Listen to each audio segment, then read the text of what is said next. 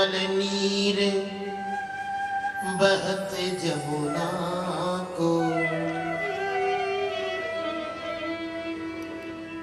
निर्मल नीर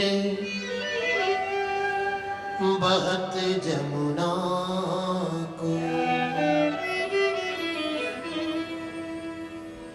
भोजन दूध दही को, भोजन दूध दही को, आनीरी मोहे लागे वृंदावन, सखीरी मोहे लागे वृंदावन।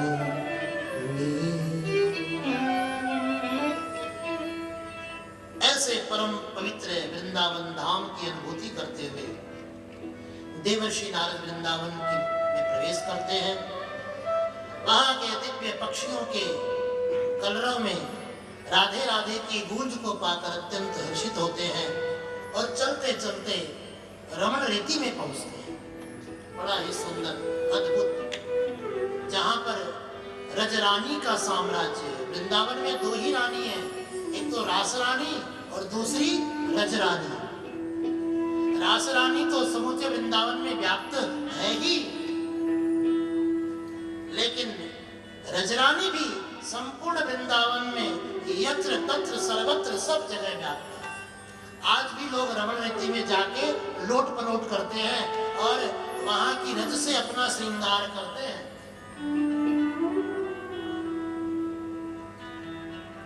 बड़ा ही अद्भुत आनंद अनुभव करते हुए देवर्षि नारद रमण रीति में पहुंचते हैं। लेकिन वहां एकाएक एक ऐसी घटना नारद जी के समक्ष उपस्थित हुई, जिसको देखकर नारद जी थोड़े खिन्न हुए। क्या देखते हैं? वहां पर एक महिला जमीन पर बैठी है। महिला बड़ी सुंदर है। उसकी गोद में दो वृद्ध पुरुष अचेत होकर लेटे पड़े हैं। दिखने में तो ये भी नौजवान से लगते हैं, लेकिन इनके चेहरे पर झुर्रियां आ गई है। बिल्कुल अचेतन से होकर, बिल्कुल निस्तेज होकर वो जमीन पर लेटे पड़े हैं, मानो उनमें कोई चेतना नहीं है। ऐसे वो दो पुरुष उस देवी की गोद में सिर रखकर लेटे पड़े हैं। कुछ अन्य सुंदर स्त्रियां हैं जो उस स्त्री को ढाढ़स बंधा रही है, उसको समझा बुझा रही है, उसको सांत्वना दे रही है, उसके दुख को दूर करने का प्रयास कर रही है।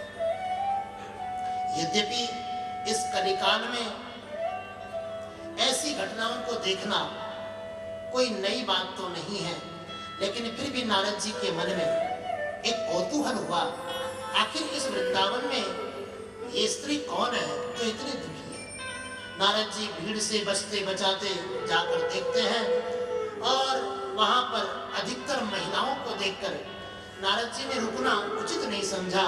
भाई महात्मा पुरुष है, महिलाओं के बीच में खड़े होकर बात करना अच्छी बात नहीं है, ये सोचकर नारद जी तुरंत वहां से निकल पड़े। जो ही नारद जी चलने के लिए मुड़ते हैं, तभी नारद जी के कान में बड़े ही करुण स्वर उस स्त्री के पहुंचते हैं। समझने की बात है, अगर जीवन में तुम्हें कोई साधु पुरुष मिल जाए तो तुम्हारी चिंता को दूर करने के लिए उसको ज्यादा समय नहीं लगता है। एक साधु पुरुष होगा, एक संत पुरुष होगा, उसके जरा सी देर के सत्संग से ही आपको बड़ी शांति मिलेगी, बड़ी अच्छी अनुभूति होगी। इसलिए वो स्त्री कहती है, हे महात्मा, मैं आपका ज्यादा समय नहीं लूंगी, थोड़ा सा समय, क्षण भर। और नारद जी से कहती है, महात्मा, आपको देखकर मेरे मन में बड़ी अनुकूलता है। मुझे विश्वास है, दर्शनम तव लोकस्य सर्वथा गहरम परम।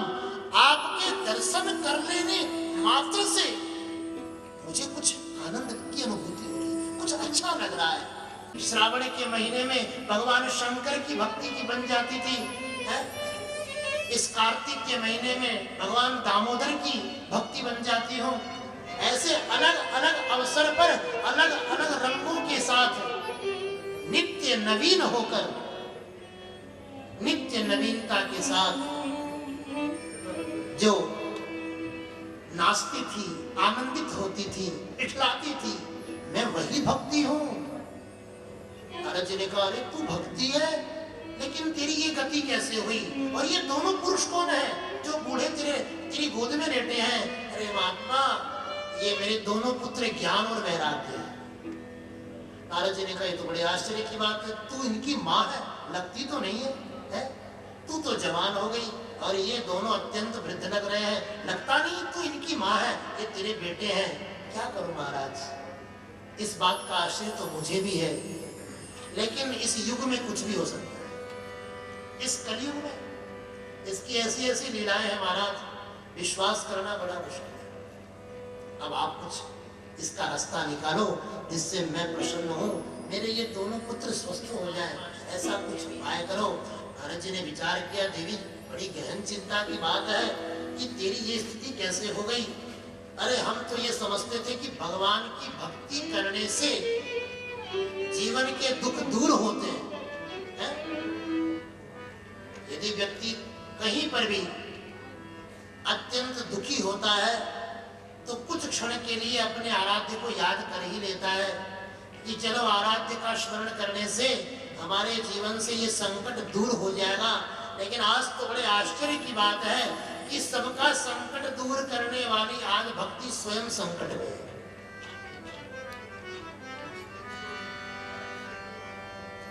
कहीं ऐसा तो नहीं हम लोगों ने अपने संकट के चक्कर में उस भक्ति का इतना दुरुपयोग कर लिया, उस भक्ति की इतनी दुर्व्यवस्था कर दी कि आज वो भक्ति भी कुछ संकट में आ गई। समझने का विषय ध्यान से सुनिएगा। कथा के दो रूप होते हैं। जब भी आप भागवत में जाएं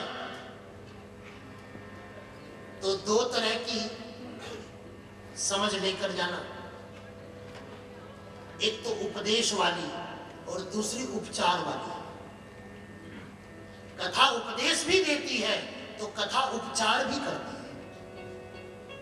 यहां बैठकर सुन रहे हो, ये उपदेश सुनना है, लेकिन इस सुने हुए उपदेश को अपने जीवन में उतार लेना, यही उपचार है। और यकीन मानिए, आपके जीवन में कोई भी औषधि, कोई भी दवा तभी अपना प्रभाव दिखाती है जब वो आपके भीतर प्रवेश करती है। अगर उस दवा को घर में सजा के रख लिया जाए, उसकी सुबह शाम आरती की जाए, तो क्या उससे रोग दूर होंगे? इसलिए कथा की या भागवत जी की सिर्फ आरती करने से रोग दूर नहीं होंगे।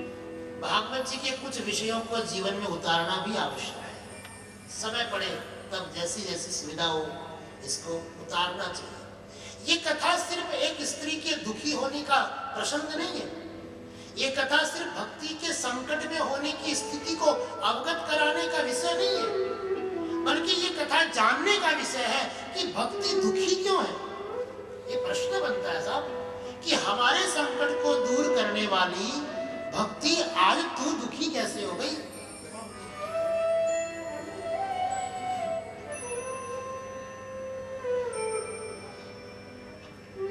ब्रज के नंद लाला राधा जी के सावरिया, कहते हैं ना,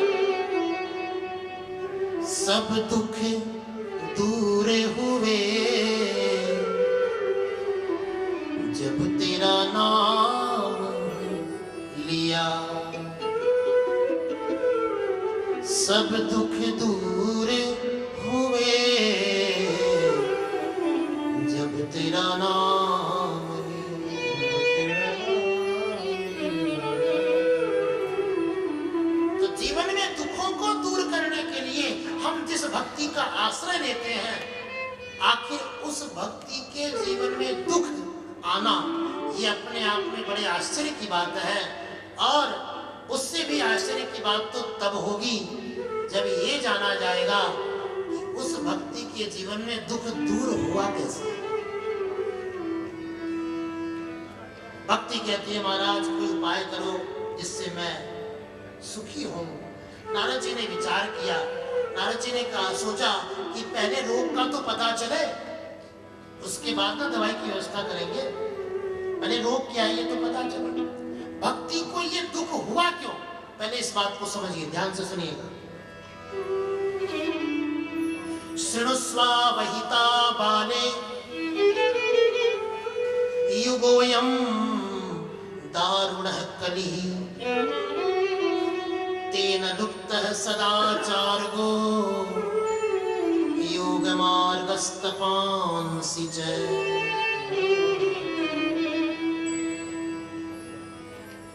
सच पूछो तो भक्ति ने स्वयं अपने मुख से बताया कि मैं भी इस भारतवर्ष के अनेक अनेक प्रांतों में गई और वहां मैंने भी अपने जीवन में अनेक प्रकार का परिवर्तन अनुभव किया। किसी जगह मैं अपने आप को बड़ा सुखी अनुभव करती हूँ तो किसी जगह मैं भी अपने आप को बड़ा दुखी अनुभव करती हूँ। कहीं पर मैं भी जवान हो जाती हूँ तो कहीं पर मैं भी वृद्ध हो जाती हूँ। इसका कारण क्या है? वास्तविकता तो ये है, नारद जी कहते हैं अत्रैमो ग्राहका भावान। देखो क्या होता है समाज में, जिस वस्तु की पूछ घट जाती है, जिस वस्तु का महत्व कम हो जाता है, वो वस्तु अपने आप कमजोर हो जाती है। समझ रहे हैं? आप तो सब व्यापारी लोग हैं, अच्छी तरह इस बात को बड़ी बात समझते होंगे। जिस वस्तु की उपयोगिता कम हो जाती है वो वस्तु अपने आप शिथिल हो जाती है, वो वस्तु अपने आप कमजोर हो जाती है। और भक्ति के दुखी होने का कारण क्या है? उसके दोनों पुत्रों का वृद्ध होना, बूढ़ा होना। और ये दोनों वृद्ध क्यों हुए? क्योंकि इनको पूछने वाला कोई नहीं। इनको भैया रहने, पानी वाले भैया वही चले आएंगे आपके पास। यहाँ तो हम कथा पिला रहे, वही पिला रहे। जिसको पानी पीना वहां जाके, जिसको कथा पीनी है वो यहाँ। थोड़ा क्रम टूट जाता है ना उससे, कोई बीच में आ जाता है तो उससे थोड़ा सा क्रम। गौर कीजिए, विचार कीजिए, हमारे जीवन में आज भक्ति क्यों दुखी है?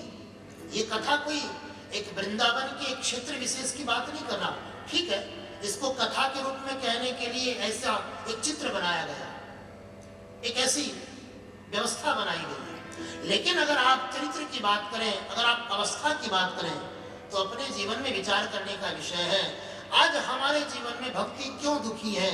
क्योंकि उसके दोनों पुत्र वृद्ध हैं। उसके दोनों पुत्र वृद्ध क्यों हैं? ध्यान से सुनिएगा। भक्ति के दोनों पुत्रों का नाम है ज्ञान और वैराग्य। तो सीधा सा मतलब यही है, आज हम अपने जीवन में ज्ञान की उपयोगिता नहीं समझते हैं और वैराग्य तो बिल्कुल भी हमसे काफी दूर है।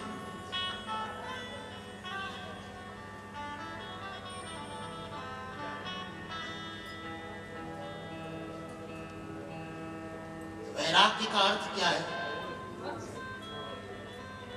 वैराग्य का अर्थ ये है कि जब तुम अपने कार्य में पूरी तरह लग जाते हो, पूरी लगन के साथ उसमें लग जाते हो, तो बाकी सारी चीजों की तुम अवहेलना कर देते हो। होता है कि नहीं?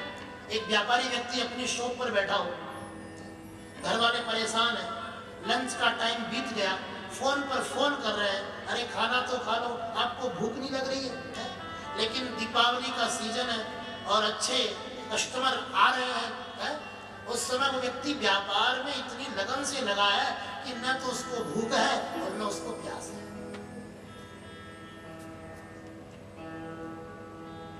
लेकिन कथा सुनते समय अगर हमको प्यास लग रही है, इसका मतलब कथा में लगन नहीं है। अभी कथा में हम जुड़े नहीं है। जिस दिन कथा में आपको लगन हो जाए, मुझे कथा सुनाने में लगन है, इसलिए कई लोग मुझसे पूछते हैं आप कथा के बीच में पानी नहीं पीते? मैं नहीं पीता। मुझे इसी में लगना है, मुझे पता ही नहीं चलता कि मुझे कब पानी पीना है, मुझे कब कहीं जाना है, कुछ नहीं। ये लगन की बात। जिस दिन तुम अपने कार्य को एंजॉय करने लग जाओगे, उस दिन उस कार्य के सामने तुम्हारे अंदर वैराग्य आ जाएगा। बाकी सारी चीजें तुम्हारे जीवन से दूर हो, इसी का नाम वैराग्य है। आप कथा को एंजॉय से सुनोगे तो बाकी सारी चीजें फिर आपको छूटती भी नजर आएगी, उनकी याद ही नहीं आएगी, उनकी परवाह ही नहीं होगी। कई बार हम इतने महत्वपूर्ण कार्य में जुट जाते हैं, हमको बड़ा मजा आता है कि उस समय अगर कोई फोन भी करता है तो हम रिसीव नहीं करते, है कि नहीं? ये लगन है सर, ये भक्ति है सर। आज हमारे जीवन में भक्ति के साथ वैराग्य नहीं है, इसलिए भक्ति दुखी है। आज हमारे जीवन में भक्ति के साथ ज्ञान नहीं है, किस कार्य को कैसे करना है, इसकी एक विधि होती है। जैसे महात्म्य की चर्चा हम लोग कर रहे हैं, तो महात्म्य क्यों? कथा की विधि क्या है? हमको विधि बताओ महाराज। यही तो ज्ञान है। अब कुछ लंबा विषय चल जाए ज्ञान का तो लोग फिर उबासी मारने लगते हैं कि महाराज एक आध भजन सुना दो, थोड़ा आलस आ रहा है। इसका मतलब अब ज्ञान झेल नहीं पा रहे, अपने बस की बात हो, अब बाउंसर जा रहे हैं।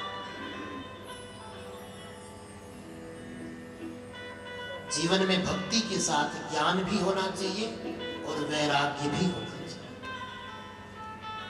उस चीज को करने की क्या विधि है, इसी विधि का नाम ज्ञान है, और उस क्रिया में क्या निषेध है, उसी का नाम वैराग्य है। आप डॉक्टर के पास जाते हैं तो डॉक्टर आपको दोनों बातें बतलाते हैं, है कि नहीं बतलाते? आपको दवाई किस विधि से लेनी है ये भी डॉक्टर आपको बतलाएंगे, और साथ में उस दवाई के साथ आपको क्या क्या अवॉइड करना है, क्या क्या परहेज करना है, किन किन चीजों से बचना है, ये भी तो आपको डॉक्टर बताएंगे। अब डॉक्टर ने कहा कि चावल मत खाना, और तू चावल भी खाए और दवाई भी खाए, तो दवाई कैसे काम करे?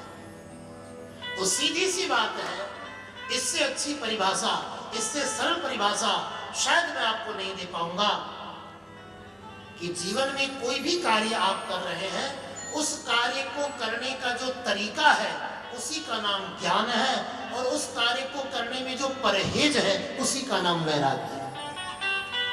बस ये बात समझ, अगर ये बात समझ में आ गई तो अपने आप भक्ति में ज्ञान और वैराग्य समझ में आ गया। नारद जी ने कहा भक्ति यही चिंता की बात है। आजकल लोग भक्ति के नाम से आयोजन तो खूब करते हैं, लोग खूब उत्सव करते हैं, लेकिन जहां ज्ञान की बात आती है वहां पर फिर लोग देखते हैं कि महाराज अब ओवर हो रहा है, 8 से ऊपर हो गए हैं, आज तो पूरा करो है। और एंजॉयमेंट में लोग 12-12 बजे तक पता नहीं चलता लोग। जहां हमको एंजॉयमेंट होता है, जहां हमको भक्ति होती है, वहां पता नहीं चलता। तो करना क्या है? यही तो करना है कि अपनी भक्ति में ज्ञान भी रखो और वैराग्य भी। उस भक्ति को सही दिशा में करो। अगर भक्ति सही दिशा में चलेगी तो दशा भी अपने आप सुधर जाएगी। नारद जी ने कहा यही तो समाज को संदेश देना है, लेकिन इस संदेश को हम समाज तक कैसे पहुंचाएं? इसी चिंता में नारद जी बैठे थे। तभी आकाशवाणी होती है और आकाशवाणी ने कहा कि नारद जी कोई सत्कर्म करो, कोई आयोजन करो। इस आयोजन से बहुत से लोग जुटेंगे, और जब अधिक से अधिक लोग जुटेंगे तो अधिक से अधिक लोगों तक हमारी बात पहुंच जाएगी। होता है ना, व्हाट्सएप में ब्रॉडकास्ट मैसेज भी होता है, बहुतों तक भेजने के लिए अपनी बात, कोई बात अगर बहुतों तक भेजनी हो तो उसके लिए क्या करते हैं? ब्रॉडकास्ट बनाते हैं। तो बोले अपनी बात पहुंचाने के लिए कैसा आयोजन होना चाहिए जिसमें बहुत से लोग जुटे, ऐसा आयोजन होना चाहिए। तो नारद जी ने कहा आयोजन कौन सा होना चाहिए ये भी तो बताओ। तो आकाशवाणी कहती है ये आयोजन तो तुमको कोई महात्मा पुरुष ही बताएंगे। अब नारद जी चल पड़े उन महात्माओं को ढूंढते ढूंढते बद्रीनाथ, और बद्रिकाश्रम में जब पहुंचे तो वहां पर जैसे हमारी इस आयोजन को जन्म देने वाले ये चार महापुरुष हैं।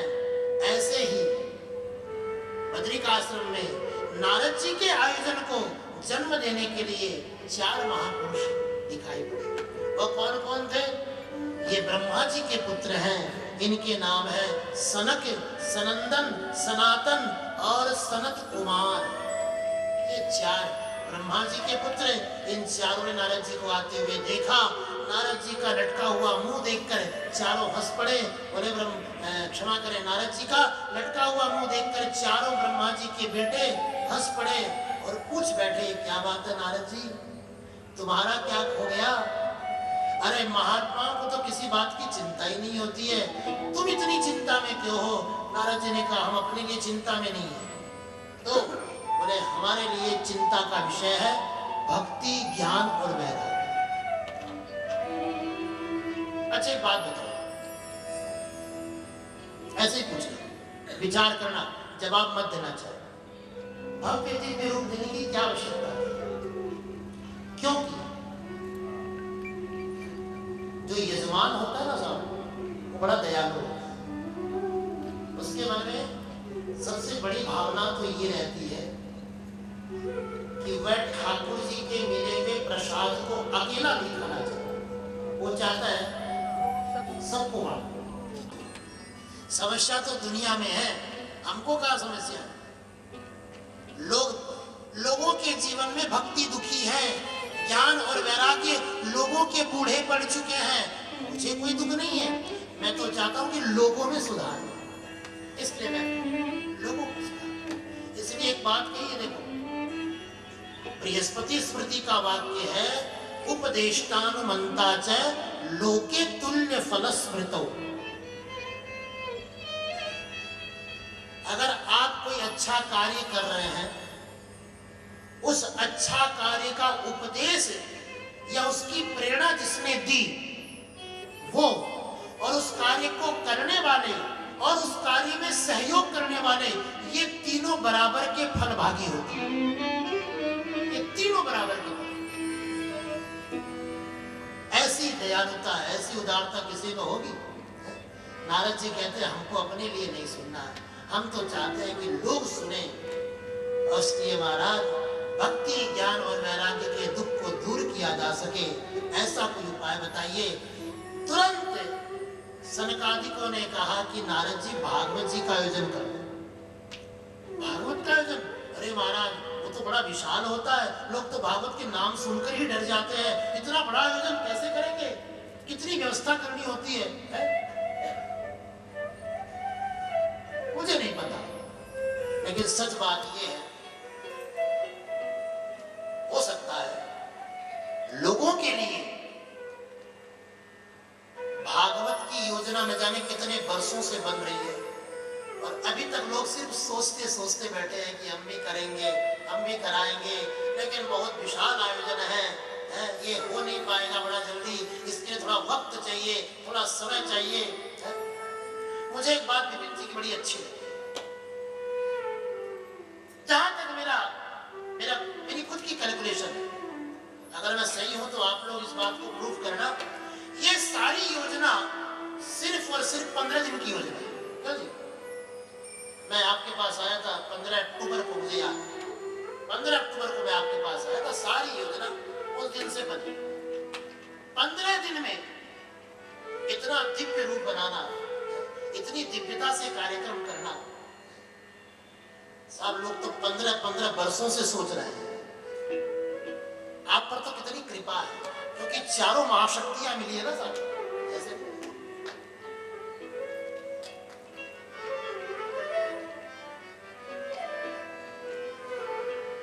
भागवत जी के अगले महात्म्य में, जो स्कंद पुराण में है, भागवत जी का एक महात्म्य तो पद्म पुराण में है, और भागवत जी के बाद दूसरा महात्म्य स्कंद पुराण से है। स्कंद पुराण में ऐसा कहा गया है कि भगवान नारायण जब लक्ष्मी जी को भागवत सुनाते हैं तो 1 महीना लगता है, और लक्ष्मी जी जब भगवान नारायण को भागवत जी की कथा सुनाती है तो उनको 2 महीने लगते हैं। तो नारद जी ने कहा, प्रभु ये तो बड़ा विशाल कार्यक्रम हो जाएगा, 1 महीने 2 महीने के लिए सबको वहां बैठाना, सबको रोकना कितना मुश्किल होगा।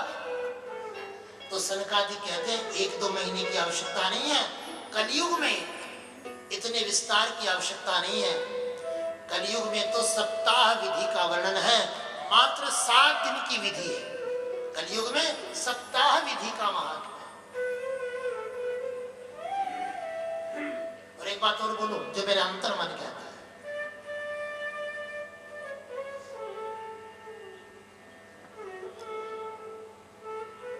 हम लोग 2 तरह के कार्यक्रम करते हैं। ध्यान से सुनिएगा, हो सकता है मेरी बात से कोई सहमत हो या ना हो, मुझे नहीं मालूम, मैंने जो अनुभव किया वो बता रहा हूं। कार्यक्रम की 2 तरह का भाव होता है। बहुतों के आयोजन कई वर्षों से पेंडिंग पड़े हैं और कुछ लोगों के आयोजन तुरंत हो जाते हैं। इसका कारण क्या है? कहीं ना कहीं मेरा मानना है, हो सकता है एक बात वहां पर ऐसी जुड़ जाती है। 2 तरह के कार्यक्रम हैं। एक कथा होती है जिसमें हम ठाकुर जी का दर्शन करते हैं। ध्यान से सुनिएगा, एक आयोजन वो होता है जिसमें तुम ठाकुर जी का दर्शन करते हो, और एक आयोजन वो होता है जिसमें तुम अपना प्रदर्शन करते हो। अपना प्रदर्शन करते हो। जो लोग दर्शन की भावना से आयोजन करते हैं उनके आयोजन में विलंब नहीं होता है, वो ठाकुर जी अपने आप ले जाते हैं। और जिनको वैभव दिखाना हो, जिनको चमकाना हो, जिनको प्रदर्शन करना हो, उनको हो सकता समय लगे, वरना हमने तो यही सुना है।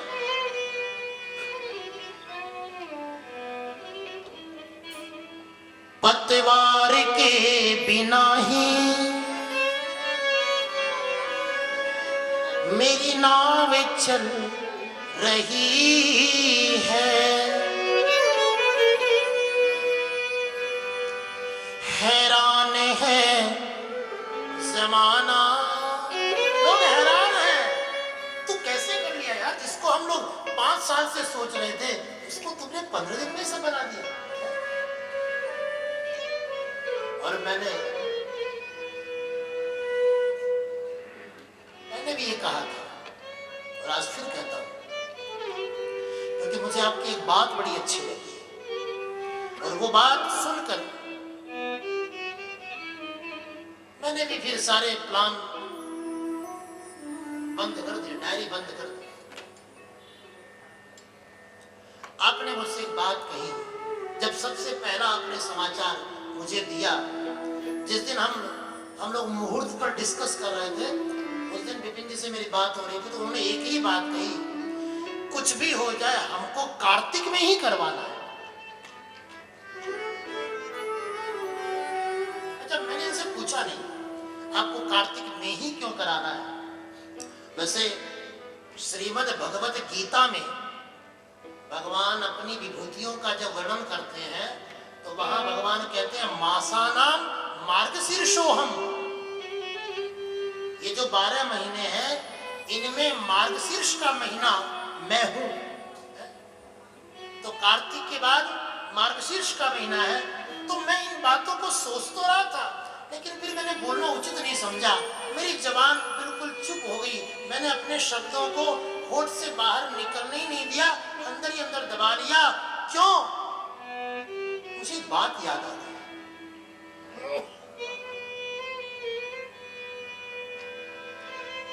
वैसे तो आप सब कार्तिक महीने की महिमा से अच्छी तरह परिचित हैं ही, सबकी अपनी अपनी परिभाषा है ना। और मुझे तो हल्की सी ये भनक भी लगी है कि हम लोग अपने इस आयोजन में एक दिन दीपदान भी करने वाले हैं। तो ये मुझे सुनकर बड़ी अच्छा अनुभव हुआ। मुझे मैं धन्यवाद देता हूँ जिसने भी ये संकल्प किया है, जिसने भी ये प्रेरणा दी आपको। वाकई में वो आपका पक्का हितैषी है, ये मान लीजिए।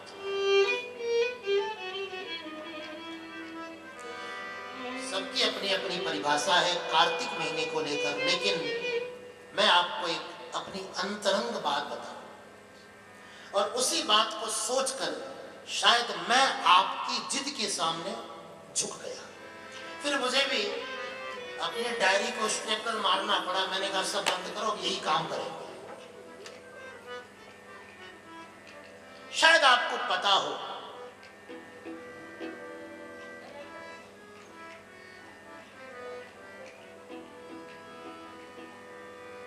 भगवान की एक बड़ी अद्भुत लीला हुई थी वृंदावन में, जिसको हम बोलते हैं दामोदर लीला।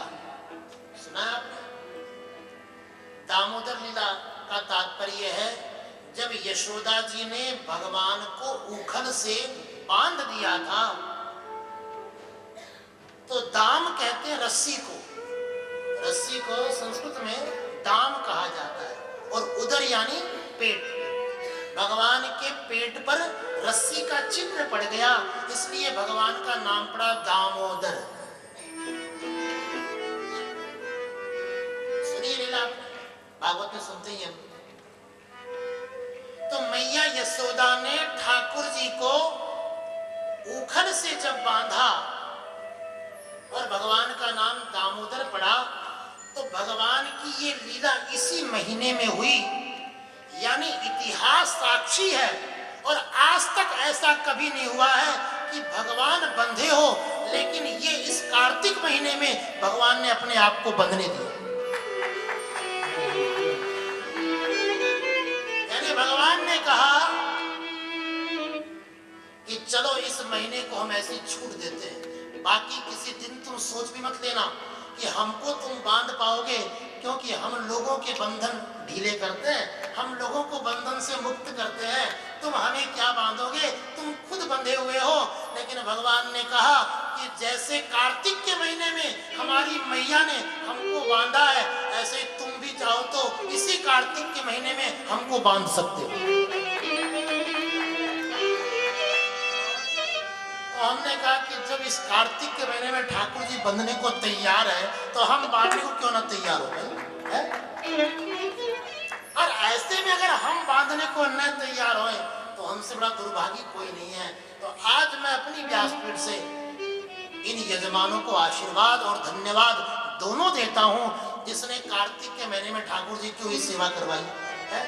कि चलो बाकी समय का तो पता नहीं, लेकिन इस कार्तिक के महीने में ठाकुर जी को 7 दिन यहीं बंद के रहना पड़ेगा।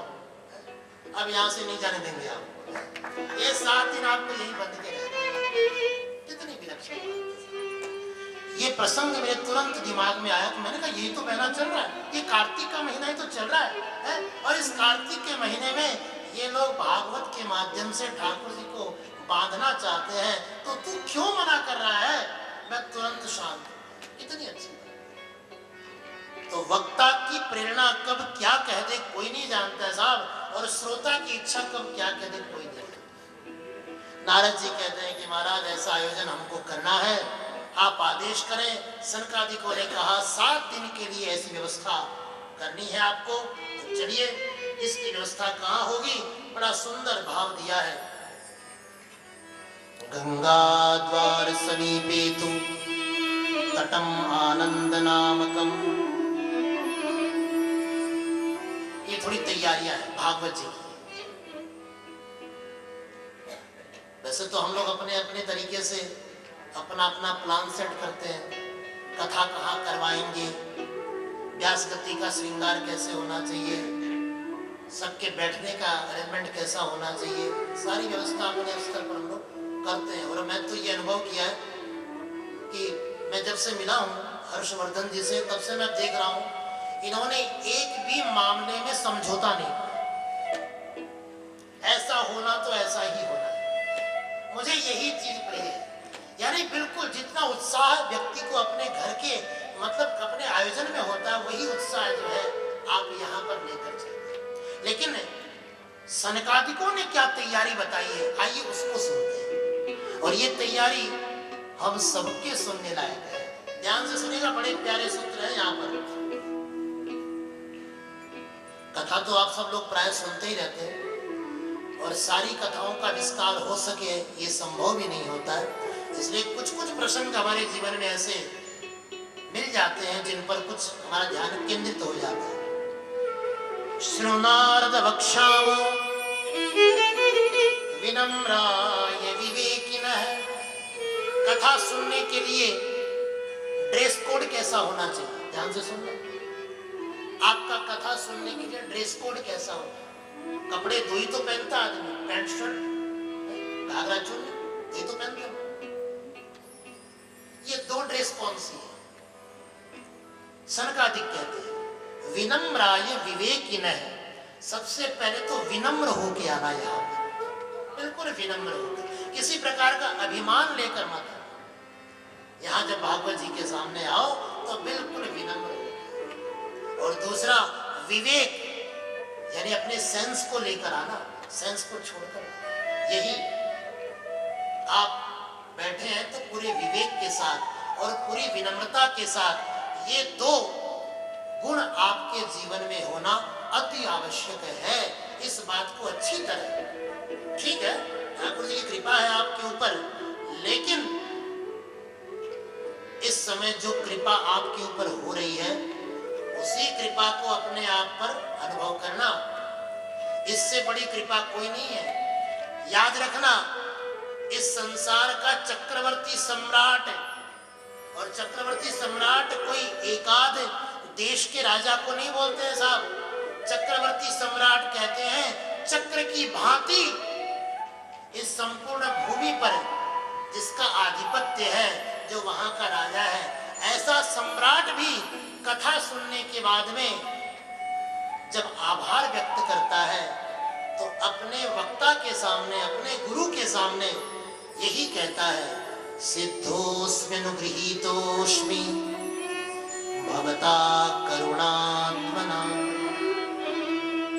एक बात अच्छी तरह से अपने दिलो दिमाग में आप विचार कर लेना, इस कथा की कीमत चुकाने का सामर्थ्य किसी में नहीं है। और अगर कोई ऐसा दावा करता हो तो मैं अवश्य उसके दर्शन करना चाहूंगा। कोई भी ऐसा श्री संपन्न व्यक्ति नहीं है जो ये कह दे कि हम इतना धन देकर इसकी कीमत चुका पाए। इसलिए किस बात का अभिमान करना है? आपके धन से इस कथा की कोई कीमत नहीं हो सकती। इस कथा की कीमत तब मानी जाएगी, इस कथा का वास्तविक दक्षिणा के रूप में आपके भाव तभी माने जाएंगे जब आप लास्ट दिन इस बात को अनुभव करोगे कि वाकई इन 7 दिनों में जो ठाकुर जी ने मुझ पर कृपा की है, मैं उसकी कीमत चुका नहीं सकता। ये बड़ी कृपा है। इसलिए सज्जनों, विनम्र होकर यहाँ आना और विवेक के साथ यहाँ बैठना। एक ब्रह्मानंद जी का बड़ा प्यारा पद है, हम लोग गाते हैं प्राय, जिसको नहीं है बोध तो गुरु ज्ञान क्या करे, निज रूप को जाना नहीं, पुराण क्या करे, जिसको नहीं है बोध तो।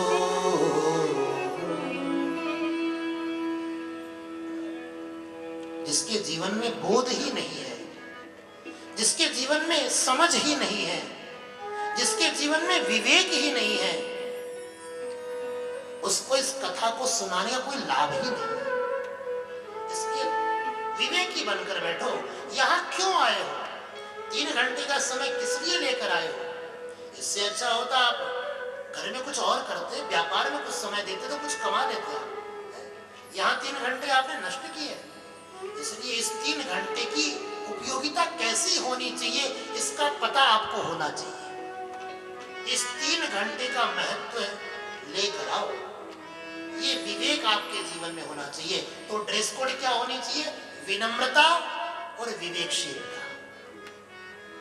गंगा द्वार समीपे तू, कथा कहाँ होनी चाहिए?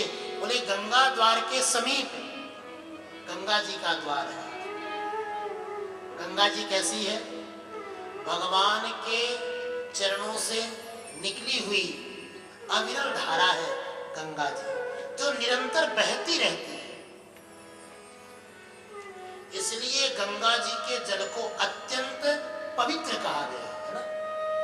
वो कहते ना, बहता पानी निर्मला, जो पानी बह रहा है वो हमेशा निर्मल है। और अब तो आपने सुना भी होगा, बहुत से वैज्ञानिक भी इसका दावा कर चुके हैं कि गंगा जल को कितने ही वर्षों तक रख लो उसमें कभी कीड़े नहीं पड़ते।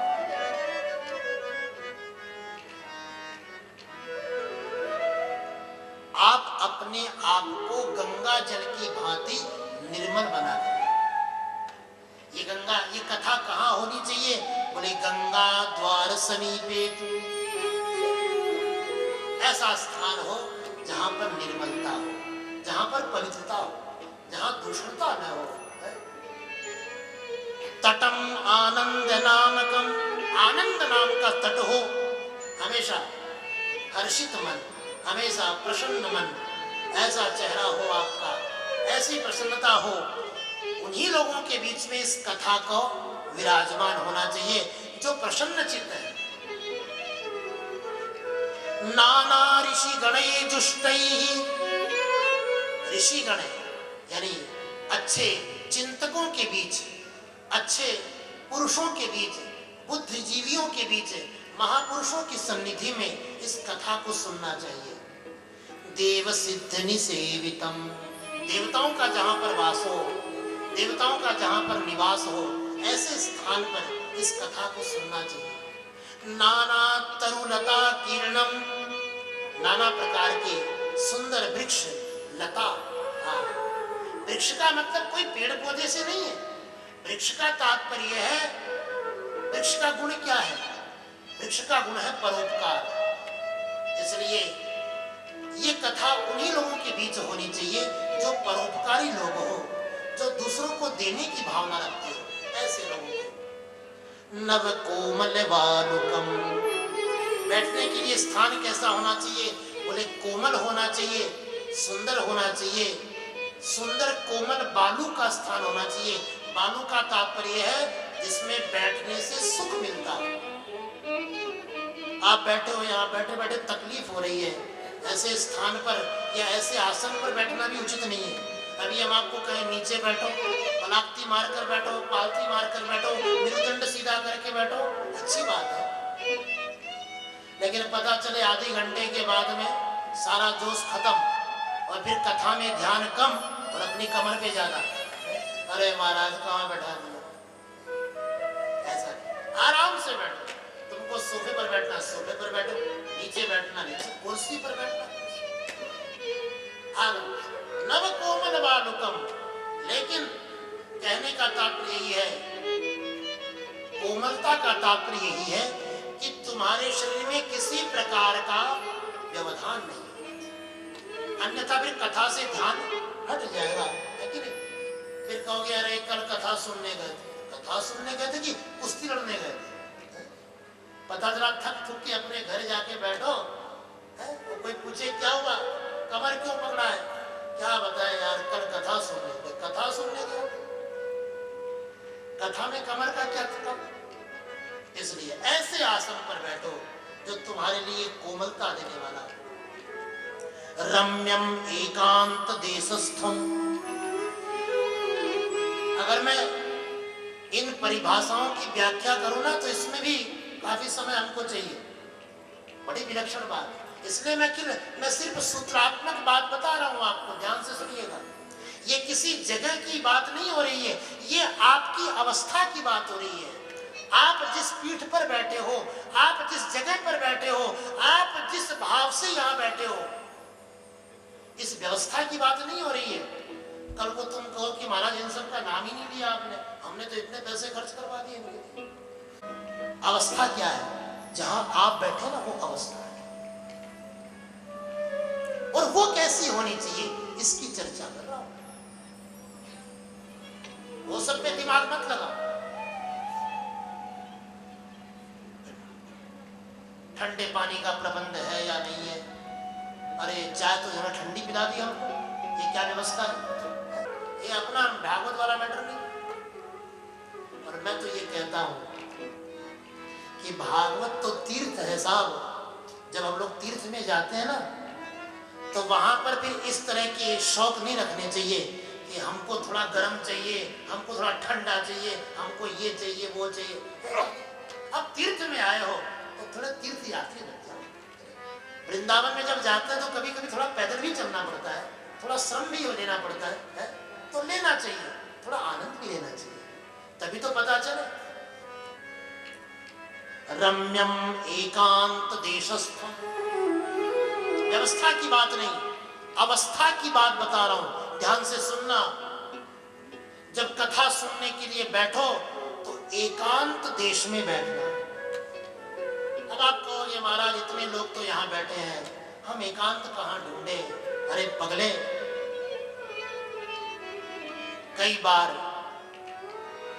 भीड़ में भी एकांत मिल जाता है, और कई बार बड़े एकांत में भी आदमी इतना अशांत हो जाता है कि उसे भीड़ ही भीड़ नजर आती है कि नहीं? आप भले ही कितने ही एकांत में बैठे हो, लेकिन अपने अंदर इतना अशांत का गुबार चल रहा है, इतनी भीड़ चल रही है कि आप एकांत में होकर भी एकांत में नहीं रह सकते। देखो,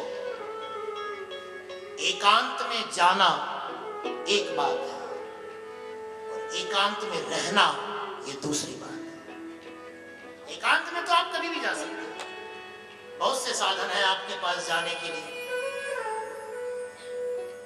किसी समुद्र के किनारे चले गए, कहीं भी आप जा सकते हैं, लेकिन जरूरी नहीं वहां जाकर भी आप एकांत में हो, ये जरूरी नहीं। अगर आपके दिलो दिमाग पर अनेक प्रकार की बातें मंडरा रही है, आप एकांत में। इसलिए यहां इतने लोगों के बीच बैठकर भी आप एकांत में बैठना, आपका मन एकांत।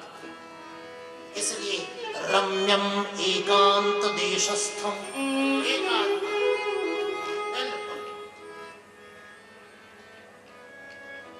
हेम पद्म सुसौरभम, सौरभ, सौरभ यानी पुष्प, पद्म यानी कमल का पुष्प।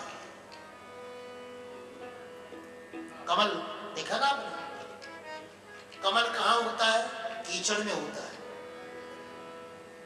लेकिन कमल कीचड़ से कितना सुंदर होता है कि नहीं? अपने आप में ऐसी योग्यता होनी चाहिए, भले ही हम कीचड़ में बैठे हो, भले ही हम कितने ही शोरगुल में बैठे हो, लेकिन हमारे अंदर इतनी शांति होनी चाहिए कि उस शोरगुल का हमारे ऊपर कोई प्रभाव ही नहीं। जैसे कमल हमेशा कीचड़ से ऊपर होता है कि नहीं? इसी तरह अपने आप को उस माहौल से ऊपर रखो, इसी का नाम कमल।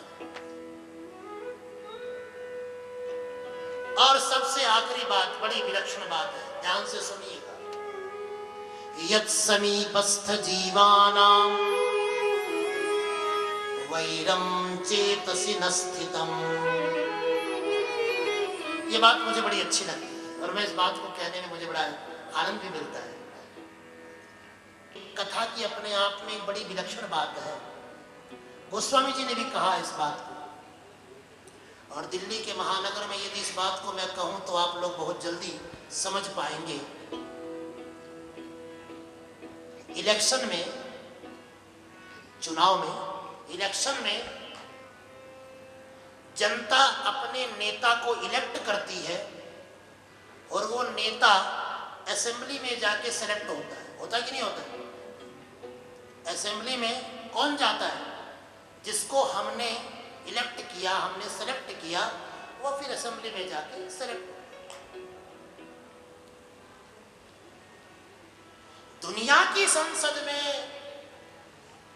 जो जाते हैं उसको जनता इलेक्ट करती है, उसको जनता चयन करती है और उसे वहां पर पहुंचाती है।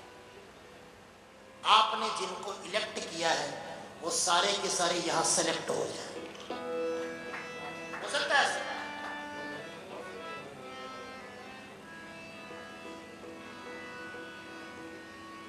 संसद तो नजदीक ही है यहाँ, है ना, तो वहीं बैठे हम लोग। अच्छा, आज सुबह ही मैं देख रहा, सोच रहा था, किसी भी यज्ञ में इस मंडल की पूजा होती है ना, और ठाकुर जी ने जो है ऐसी कृपा की, जिसको मेरे जनार्दन ने सेलेक्ट किया है, जिसको मेरे परमात्मा ने बुलाया है, वो यहाँ आएंगे। यकीन ना हो तो नजर उठा के देख लो एक बार, अगर मेरी बात पे यकीन ना हो, वो क्या बोलते हैं बरवली, एक बार सबके पास जाके मिल के आ जाओ, आपको यकीन हो जाएगा। इस प्रांगण में हो सकता है वो लोग बैठे हैं जिनको आपने ही बुलाया है, लेकिन इस प्रांगण में हो सकता है कुछ वो भी आपको मिलेंगे जिनको आपने नहीं बुलाया है। क्यों? जब आपने नहीं बुलाया तो किसने बुलाया? अति हरि कृपा जाहि पर होई, पाव दे एही मार्ग सोई। गोस्वामी जी कहते हैं इस प्रांगण में, देखो अब तक तो मुझे नहीं मालूम, आज से पहले हो सकता है, आज से पहले इस हॉल में, इस प्रांगण में वो लोग आए होंगे जिन पर महालक्ष्मी की कृपा थी। महालक्ष्मी मतलब समझ रहे हो?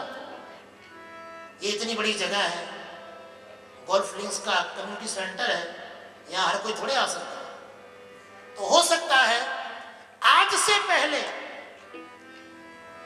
इस हॉल में, इस सेंटर में वही लोग आए होंगे जिन पर भगवती लक्ष्मी की कृपा थी, लेकिन अब आने वाले 7 दिन तक यहां वो लोग आएंगे जिन पर लक्ष्मी नारायण की कृपा है। सिर्फ लक्ष्मी से काम नहीं चलेगा। अगर लक्ष्मी है तो ठीक है, आप अपने घर में बैठे हो, अच्छी बात है। लक्ष्मी होगी तो वो आपको घर में ही बैठाएगी। ये तो नारायण है जो हाथ पकड़ के घर से खींच के ले आएंगे। चला ना कि यह अवसर फिर नहीं मिलने का, सत्संग करो सत्संग करो। यह अवसर फिर नहीं मिलने का, सत्संग करो सत्संग करो। यह अवसर फिर नहीं मिलने का, सत्संग करो सत्संग करो। यह अवसर फिर नहीं मिलने का, सत्संग करो सत्संग करो।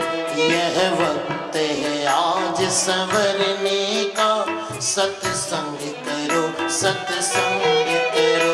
यह वक्त है आज संवरने का, सत्संग करो सत्संग करो। यह अवसर फिर नहीं मिलने का, सत्संग करो सत्संग करो। यह अवसर फिर नहीं मिलने का, सत्संग करो सत्संग करो। यह वक्त है आज संवरने का, सत्संग करो सत्संग करो। आज संवरने का,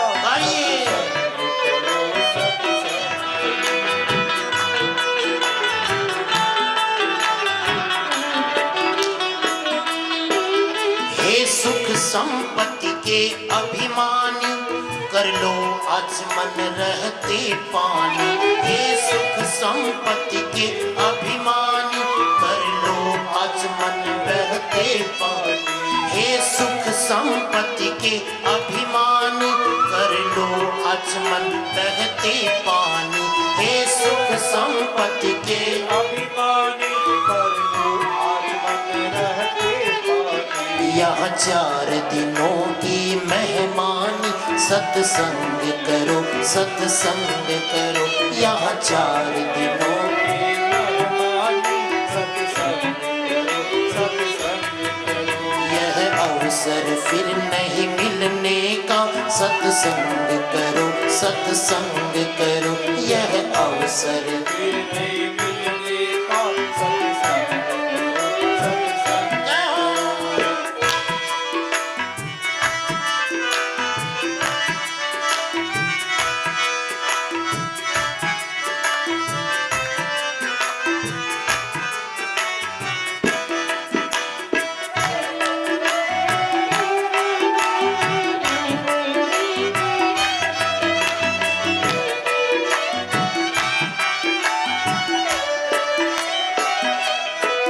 व्यवहार सीखना है जिसको, व्यापार सीखना है जिसको। व्यवहार सीखना है जिसको, व्यापार सीखना है जिसको। कह देना उन लोगों से जो ये सोचकर बैठे हैं क्या करेंगे कथा में जाके, दिन भर तो टीवी में यही सब देखते हैं और क्या मिलेगा इन सब कथाओं से। उनके लिए कह रहे हैं व्यवहार सीखना है जिसको, व्यापार सीखना है जिसको। व्यवहार सीखना है जिसको, व्यापार सीखना है जिसको। भव पार उतरना है जिसको, सत्संग करो सत्संग करो।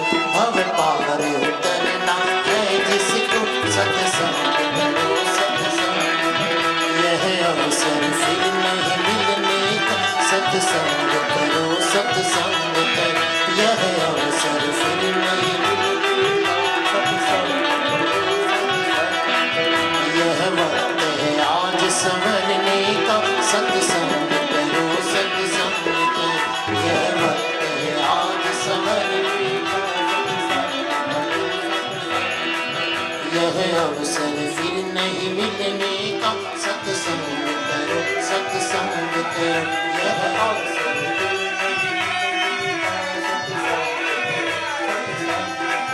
मेरो राधा रमण प्यारो राधा रमण, ओ मेरो राधा रमण प्यारो राधा रमण, ओ प्यारो राधा रमण प्यारो राधा रमण, ओ मेरो राधा रमण प्यारो राधा रमण,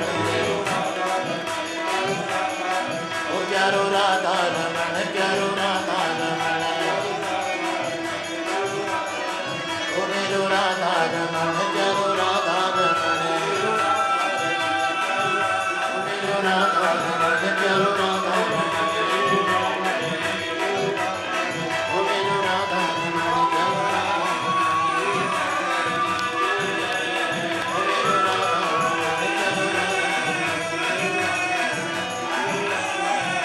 श्री राधा रमण लाल की सुनने वाले श्रोताओं के अंतर मन में एक दूसरे के प्रति किसी प्रकार का वैर ना हो, इस बात का भली भांति ख्याल रखें।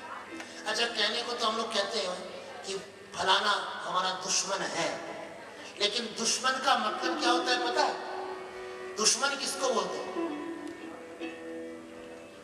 अगर दुश्मन शब्द की आप तात्विक व्याख्या या शाब्दिक व्याख्या करोगे तो क्या होगा? अलग अलग करो, इसका संधि विच्छेद करो। दुश्मन यानी जिसको देखकर तुम्हारा मन दूषित हुआ वो तुम्हारा दुश्मन है कि नहीं? अब कथा में तुम बैठे हो और कोई दुश्मन सामने आ गया या किसी से दुश्मनी तुम्हारी बन गई तो नुकसान किसको हुआ बताओ? हमको ही तो हुआ, क्योंकि मन किसका दूषित हुआ?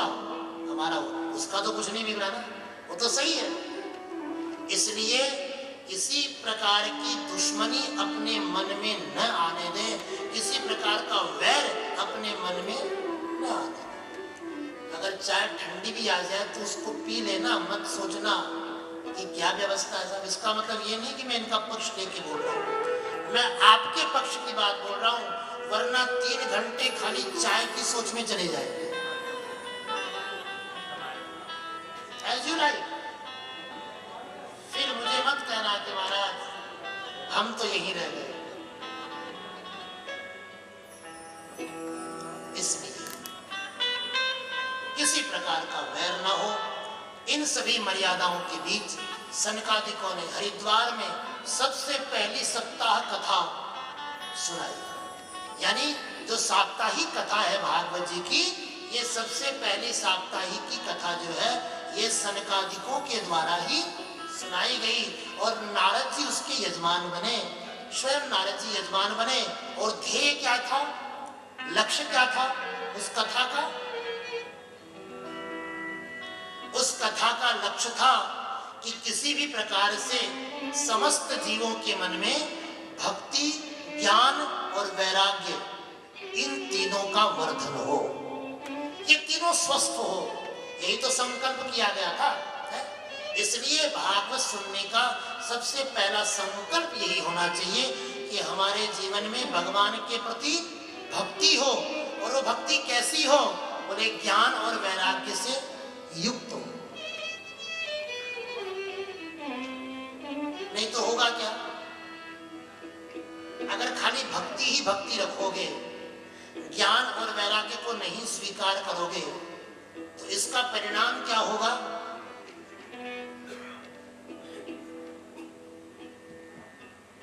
बिना बच्चों की मां को क्या कहते हैं लोग? अगर किसी स्त्री की संतान न हो तो उसको लोग क्या कहते हैं? बांझ कहते हैं ना। तो अगर आपके जीवन में वो भक्ति, ज्ञान और वैराग्य से युक्त नहीं है तो आपकी भक्ति बांझ है। समझ गए? इसलिए यदि आप चाहते हो कि हमको बांझ भक्ति मिले तो ज्ञान और वैराग्य की अवहेलना करो। लेकिन ऐसा कोई नहीं चाहता, सब यही चाहते हैं भक्ति पुष्पित हो, पल्लवित हो, प्रफुल्लित हो। इसके लिए ज्ञान और वैराग्य के सहित, तो कुछ ज्ञान हो तो उसको भी अंगीकार करो, और वैराग्य का मतलब कुछ त्यागना पड़ जाए तो उसको त्याग भी करो।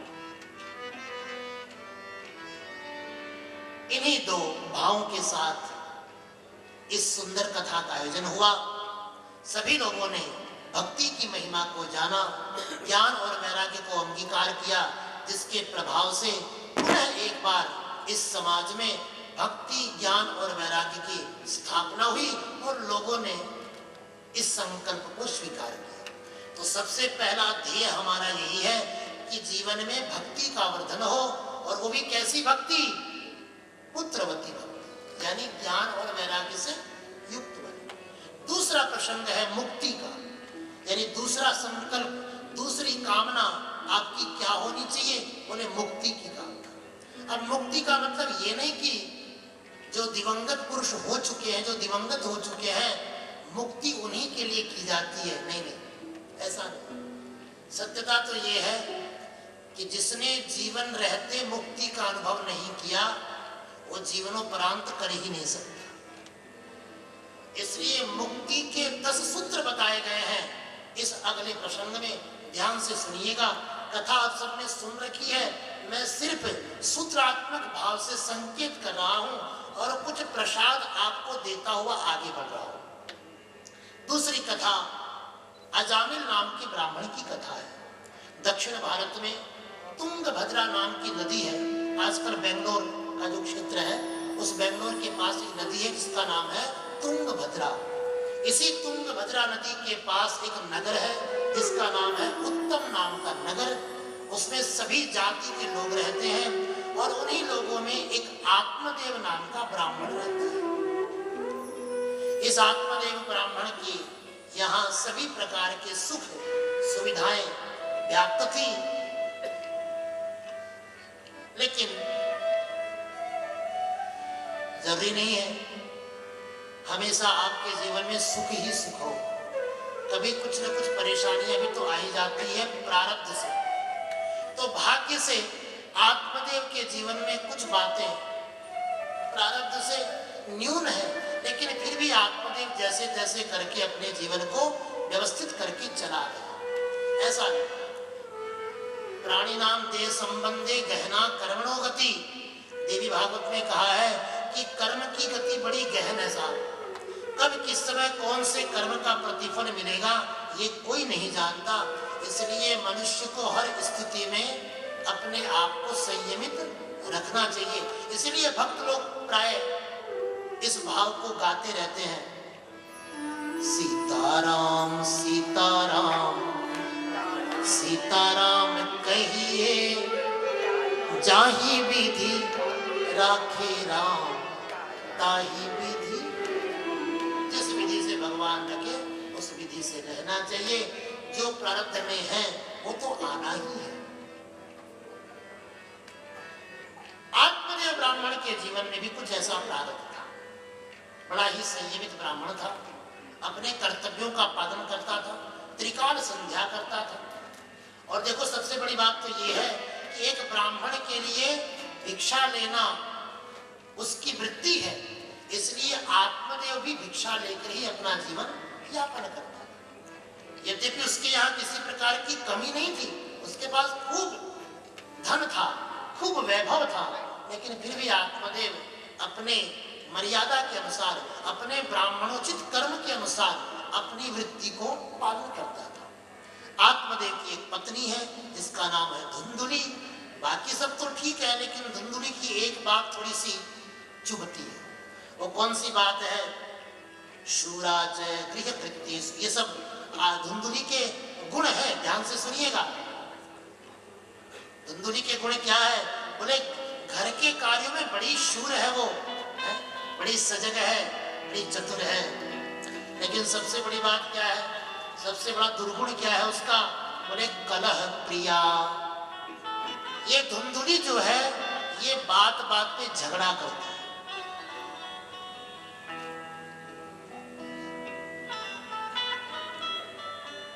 देखो झगड़े तो सभी के घर में प्राय होते हैं, लेकिन दो बात है, एक तो है झगड़ा और दूसरा है कलह।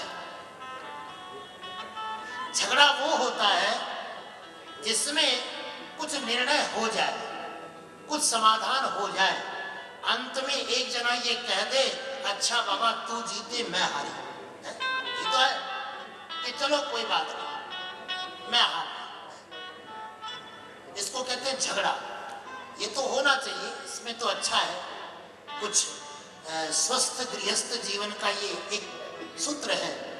अगर आपके घर में झगड़े होते हैं तो आपकी गृहस्थी स्वस्थ है। हाँ, झगड़े होने चाहिए, लेकिन झगड़ा उसी को कहते हैं जिसका कुछ निर्णय हो जाए, उसका कुछ फैसला हो जाए। झगड़ा होना चाहिए, लेकिन कलह नहीं होना चाहिए, क्योंकि कलह में आज तक कभी फैसले नहीं हुए। कलह में यही होता है, आदमी उधर मुंह कर लेता है, पत्नी उधर मुंह कर लेता है। चलो हमको तुमसे बात ही नहीं करनी, ले।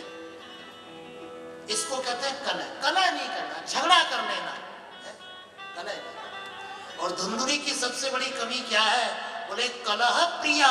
उसको कलह करना बहुत पसंद है, वो कलह बहुत करती है अपने परिवार में। अच्छा, कलह करने का एक कारण क्या है बताओ?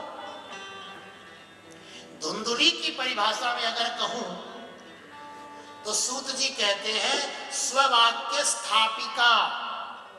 धुंधुली हमेशा अपनी बात को मनाने की चेष्टा करती है। और किसी महिला में, ये किसी स्त्री में या किसी भी पुरुष में, किसी भी व्यक्ति में इस बात का होना ये थोड़ा सा उचित नहीं लगता है। आप अपनी बात को ही मनाओ, आप अपनी बात को ही ऊपर रखो। आप ये चाहो कि नहीं साहब हम जो कहें वही सही है, ये थोड़ा गलत है। कहीं कहीं पर आपको अपनी बात को नीचे कर लेना चाहिए, कुछ समझौते कर लेना चाहिए। और जहां पर लोग समझौते नहीं करते हैं, जहां पर लोग अपनी बात को ही स्थापित करने का भरपूर प्रयास करते हैं, अक्सर कलह वहीं पर होते हैं। इसलिए आत्मदेव के परिवार में ये एक बड़ी दुविधा की बात है कि वहां पर प्राय कलह होते रहते हैं। लेकिन फिर भी आत्मदेव अपने जीवन को जी रहा था। उसे कोई शिकायत नहीं थी अपने जीवन से, न अपनी पत्नी से और न अपने प्रारब्ध से। वो जी रहा था। एक चिंता बड़ी बेहद है आत्मदेव को, और वो चिंता क्या है? बोले आत्मदेव को कोई संतान नहीं है, कोई पुत्र नहीं है। अब परिवार में दो ही जन है, पति और पत्नी, और पत्नी कलह प्रिया हो, तो आखिर पुरुष तो चाहता ही है कि एक सदस्य और होता तो कम से कम उससे बतला कर अपना समय व्यतीत कर लो। इस बात का दुख आत्मदेव को प्राय बना रहता है कि उसके कोई बेटा नहीं है। और मजे की बात देखो, इसका प्रारब्ध इतना प्रबल है, उसके बेटा नहीं है तो है ही, उसके आंगन में जो गाय बंधी है उस गाय की भी कोई संतान नहीं। ये बात आत्मदेव को बड़ी चुभती थी। आखिर मैंने ऐसा कौन सा कर्म किया जिसके प्रभाव से मुझे ऐसा जीवन प्राप्त हुआ, ऐसा भाग्य प्राप्त हुआ। दुखी रहता आत्मदेव। एक दिन एक महात्मा से भेंट हो गई। उस महात्मा ने एक फल दिया और जाकर कहा कि ले ब्राह्मण, इसे अपनी पत्नी को खिला देना और अपनी पत्नी से कहना 1 वर्ष तक बिल्कुल सदाचार का पालन करें, सत्यता का पालन करें, शुद्ध अन्न का भक्षण करें, क्रोध न करें, झूठ न बोले, सायंकाल के समय शयन न करें, आदि आदि जो सदाचार के लक्षण हैं वो सब के सब महात्मा ने आत्मदेव को बता दिए और कहा अपनी पत्नी को बता दे। यदि तुम्हारी पत्नी इन नियमों का पालन करते हुए जीवन यापन करेगी और इस फल को प्रसाद की भावना से पालेगी तो निश्चित तुझे एक संतान की प्राप्ति होगी। यद्यपि महात्मा ने संकेत तो किया था कि देख आत्मदेव, तेरे भाग्य में संतान का सुख नहीं है, लेकिन फिर भी तू जिद कर रहा है तो चल ठीक है, प्रयास करता हूं, आगे ठाकुर जी की जो इच्छा। वो फल लेकर आत्मदेव घर आ गया, अपनी पत्नी को फल दिया। अब पत्नी वो फल लेकर विचार करने लगी, इस फल का मैं क्या करूं? यदि इसे खा लूंगी तो गर्भवती हो जाऊंगी, गर्भवती हो जाऊंगी तो शरीर बिगड़ जाएगा, कुरूप हो जाएगा, चलने फिरने में असावधानी होगी, अगर कभी भागना पड़ गया तो भाग भी नहीं पाऊंगी, आदि कई तरह की बातें वो अपने दिमाग में लेकर बैठ जाती है। एक सखी ऐसी मिल गई, उसने भी उसका समर्थन कर दिया। हाँ बहन, तुझे तो कुछ नहीं पता, लेकिन मुझे पता है जब मैं गर्भवती हुई थी तो मुझे कितना कष्ट हुआ था, न मैं ठीक से बैठ सकती, न मैं ठीक से चल सकती, बड़ी तकलीफ है इसमें तो। बस फिर क्या था,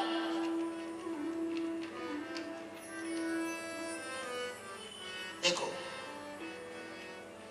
जीवन में एक बात को हमेशा ध्यान रखना है, आप कौन सी संगत में बैठते हो इसका आपके जीवन पर बड़ा प्रभाव पड़ता है।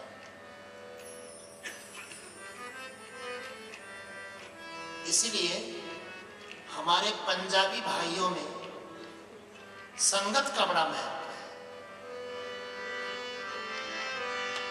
हमारे पंजाबी भाइयों की भक्ति में एक शब्द है संगत, इसको बड़े आदर के साथ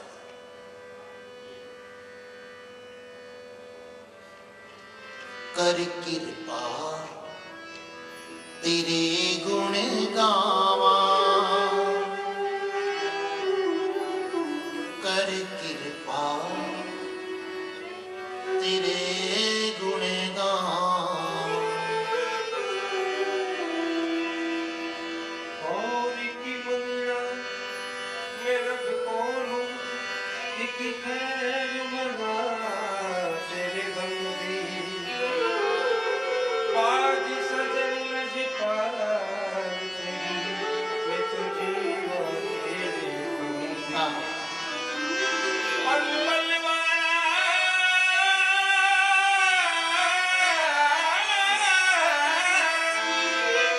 पल वाला सुख है जाना देखे देखे घड़ी कोई अलंदी बद्र हमेशा मोला रखे ढोलते पे नजर करूंगी। संगत पर बड़ा ध्यान रखना। मैं ये भजन सुनाऊंगा आपको, चिंता मत करो, दिल्ली में बैठा हूं और यहाँ से यहाँ पर पंजाबी भजन ना सुनाऊं तो मुझे अपने आप में तरस आएगा, इसलिए मैं सुनाऊंगा जरूर आपको, लेकिन कल सुनाऊंगा। कल गुरु महाराज की वंदना होगी, गुरु महाराज का प्रवेश होगा, तो वहां पर मैं ये भजन जरूर सुनाऊंगा। बड़ा सुंदर। नानक नाम जपत सुख पावा, नानक नाम जपत सुख पावा,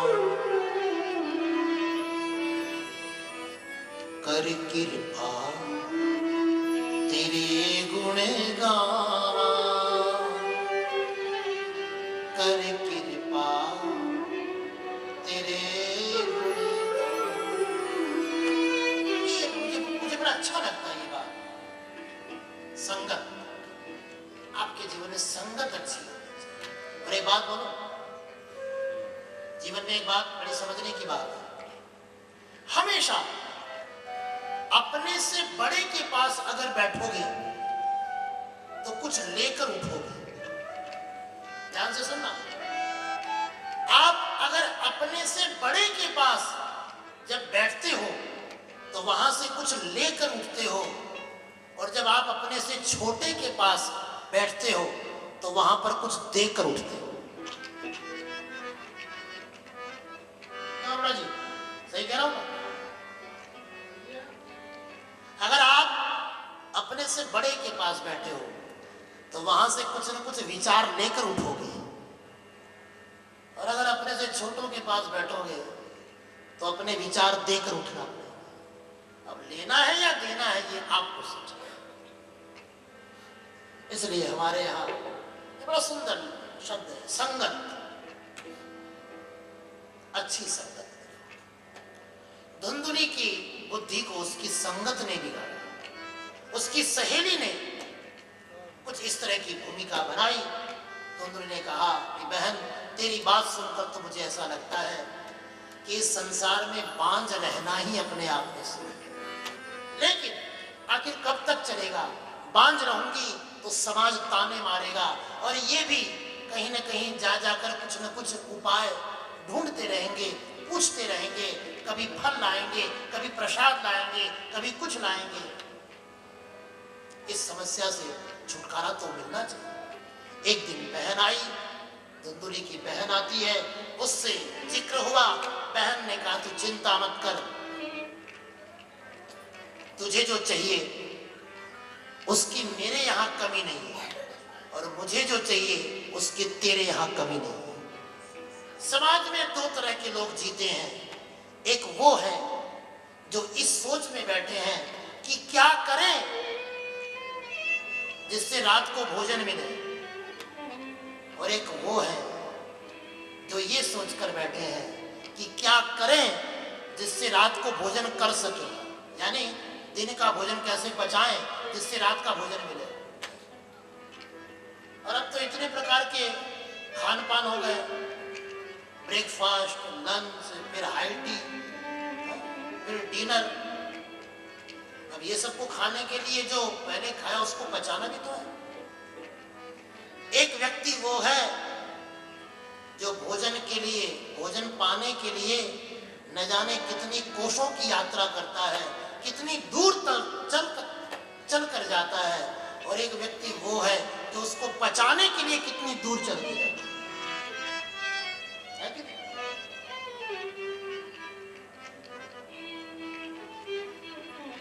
तेरे पास खाने की कमी नहीं है, और मेरे यहाँ खाने वालों की कमी नहीं है। धुंधुनी कहते हैं, मेरे बेटे बहुत हैं, कितनों को संभालूं, और अभी एक गर्भ में और है, चिंता है, इसकी परवरिश कैसे करूंगी, इसको पढ़ाऊंगी कैसे। तो बहन, तेरे यहां खाने की कमी नहीं है, और मेरे यहां खाने वालों की कमी नहीं है।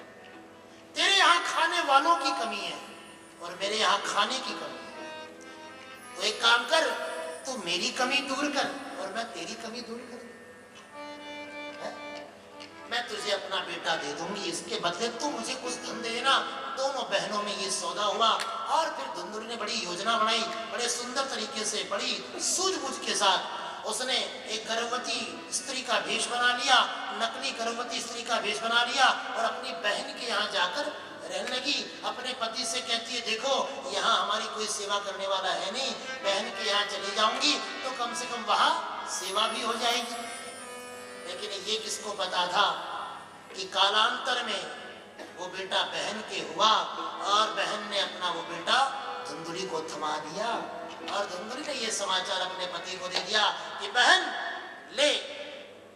धुंधुली ने ये समाचार अपने पति को पहुंचाया कि स्वामी खुशियां मनाइए, लोगों में मिठाइयां बांटिए। क्यों? क्योंकि कई वर्षों बाद आपकी मनोकामना पूर्ण हुई है, आप पिता बन गए। आत्मदेव बड़ा खुश हुआ। इस बीच जाने से पहले धुंधुली ने वो फल जो महात्मा ने दिया था वो किसी गाय को खिला दिया था। संजोग से वो गाय भी उस महात्मा के प्रसाद से गर्भवती हो गई। और देखिए गाय में और मनुष्य में कितना सामंजस्य है। आज आपने गोपाष्टमी की पूजा की है, आपको ये सुनकर बड़ा आनंद आएगा। गाय का जीवन और हमारा जीवन कितना साम्य है। गाय भी 10 महीने तक गर्भवती रहती है और मनुष्य की स्त्री भी 10 महीने तक गर्भवती रहती है। ये दोनों में साम्यता है, दोनों में। इसलिए मनुष्य का लगाव गाय से ज्यादा है। और जितना संवेदनशील मनुष्य है उतनी ही संवेदनशील गाय है। उस महात्मा के दिए हुए प्रसाद से वो गाय भी गर्भवती हुई और धुंधुली ने जो पुत्र जन्म की सूचना दी, ठीक उसके 3 महीने बाद उस गाय के गर्भ से भी एक बछड़े का जन्म हुआ। अपने घर में 2-2 संतान को देखकर आत्मदेव बड़ा प्रसन्न हुआ।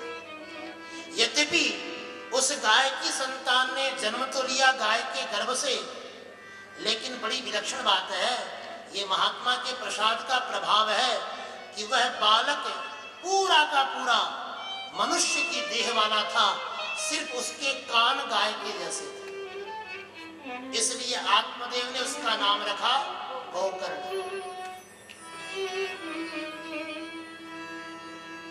और धुंधुली जिसको लाई थी अपने साथ, उसका नामकरण करके ही लाई थी।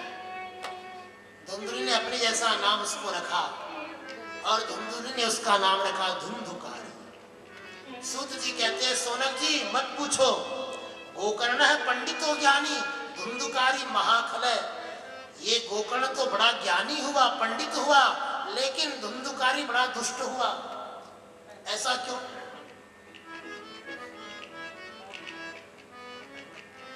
बच्चों के जीवन में बहुत सी बातें उनके जन्म के पहले ही लिखी जा चुकी होती हैं। ध्यान दीजिएगा, हमारे परिवार की बहू बेटियां इस बात पर विशेष ध्यान देना।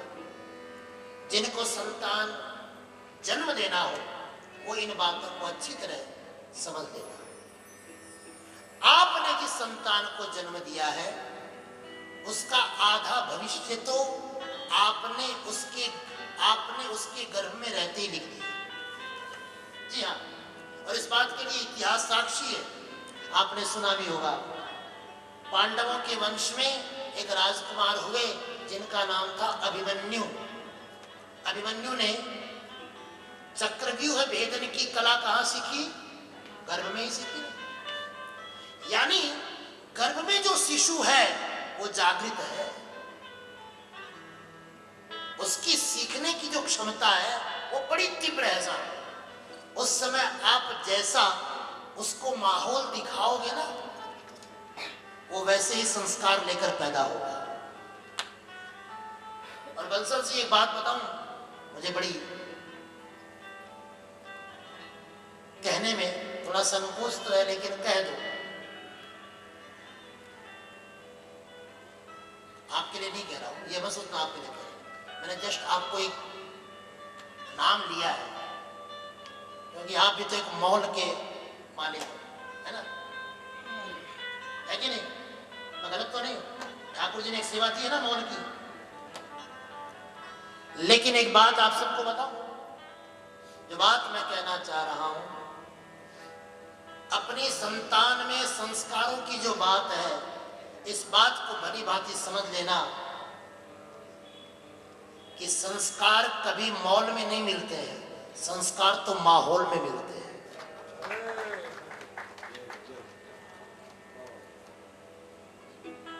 आप बड़े बड़े बैग लेके मॉल में चले जाओ, वहां संस्कार नहीं मिलते। संस्कार तो घर के माहौल से मिलता है।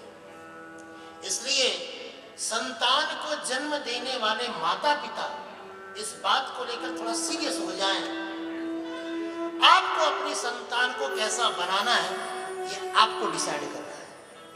फिर बाद में उसका कुछ नहीं हो सकता। एक बार कुम्हार ने घड़ा बना दिया, उसको सुखा दिया, अब उसका कुछ नहीं हो सकता। जब तक मिट्टी गीली थी, आप कुछ भी कर सकते हो, कोई भी डिजाइन दे सकते हो, कोई भी आकृति दे सकते हो। एक बार मिट्टी पक गई, उसके बाद कुछ नहीं। इसलिए जन्म के बाद आप ये मत सोचना कि जन्म के बाद हम अपने बच्चे को ये सिखाएंगे, वो सिखाएंगे, ऐसा बनाएंगे, वैसा बनाएंगे। ऐसा कुछ नहीं है, क्योंकि उसके जन्म के बाद ऐसा कोई मॉल नहीं है जहां से उसके लिए संस्कार खरीद लाओ। उसके जन्म के पहले माहौल वैसा बना। धुंधुकारी को जन्म के पहले कुछ ऐसा माहौल मिला जिसकी वजह से धुंधुकारी बड़ा दुष्ट हुआ, और गाय के गर्भ से जिस बच्चे ने जन्म लिया, उस गोकर्ण ने अपनी गर्भ अवस्था में ही उस ब्राह्मण के आंगन से बहुत कुछ ऐसा प्राप्त कर लिया जिसके प्रभाव से वो ज्ञानी बन गया। आगे चल के दोनों बालक बड़े हुए, और जैसा कि हम सब जानते भी हैं, और सूत जी ने संकेत भी कर दिया, गोकर्ण है पंडितो ज्ञानी, धुंधुकारी महाखल है। धुंधुकारी बड़ा दुष्ट हुआ, और इसकी दुष्टता के आगे इसके माता पिता भी दुखी हो गए। यानी माता धुंधुली और पिता आत्मदेव दोनों दुखी हो गए, और आखिर में दोनों ने यही निर्णय किया कि इससे अच्छा तो ये संतान न होती तो अच्छा। ऐसा ये न होता तो ही हम सुखी थे। इसी दुख में पिता बैठे थे। एक दिन धुंधुकारी अपने घर पहुंचे, और घर पहुंचकर क्षमा करें, एक दिन गोकर्ण अपने घर आए, और घर आकर अपने पिता को मुक्ति के 10 लक्षण बताए, और कहा, पिताजी इन 10 लक्षणों को स्वीकार करो, इनको अंगीकार करो, इनका पालन करो, तभी आप इस संकट से मुक्त हो सकते हैं। आदि शंकराचार्य कहते हैं, मुक्ति का अर्थ क्या है? आप किसी विशेष लोक में जाएंगे, उसका नाम मुक्ति नहीं है। आदि शंकराचार्य कहते हैं, विषये विरक्ति, जो विषयों से विरक्त हो चुका है वही मुक्त हो चुका है। 10 लक्षणों की चर्चा यहाँ मुक्ति की। इस लक्षणों की चर्चा को हम कल के प्रसंग में आगे बढ़ाएंगे। आज के प्रसंग को यहाँ प्रणाम करते हैं। महात्मा की चर्चा हम प्राय कर चुके हैं। अब मुक्ति के ये अंतिम 10 सूत्रों की चर्चा कल की कथा में हम करेंगे। आज की कथा को विराम करें, प्रणाम करें। कल क्रम को आगे बढ़ाते हुए प्रथम स्कंद की चर्चा और भगवान वराह के अवतार की चर्चा हम कल के प्रसंग में करेंगे। आइए आज की कथा को प्रणाम करें। कुछ देर के लिए नाम संकीर्तन करके उसके बाद भाव से आरती करें। इस लक्षणों की चर्चा को हम कल के प्रसंग में आगे बढ़ाएंगे। आज के प्रसंग को यहाँ प्रणाम करते हैं। महात्मा की चर्चा हम प्राय कर चुके हैं। अब मुक्ति के ये अंतिम 10 सूत्रों की चर्चा कल की कथा में हम करेंगे। आज की कथा को विराम करें, प्रणाम करें। कल क्रम को आगे बढ़ाते हुए प्रथम स्कंद की चर्चा और भगवान वराह के अवतार की चर्चा हम कल के प्रसंग में करेंगे। आइए आज की कथा को प्रणाम करें। कुछ देर के लिए नाम संकीर्तन करके उसके बाद भाव से आरती करें। राम राम हरे राम राम हरे राम राम राम सीता